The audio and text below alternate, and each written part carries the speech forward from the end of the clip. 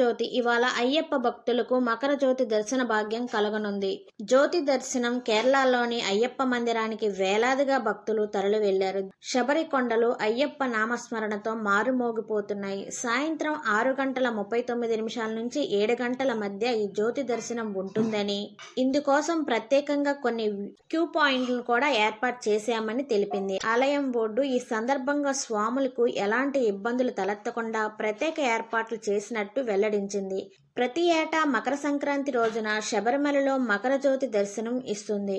ఈ జ్యోతి దర్శనానికి అయ్యప్ప స్వాములు తెలుగు రాష్ట్రాలకు సహా దేశం నలుమూలల నుంచి లక్షలాదిగా పోటెత్తి వస్తుంటారు.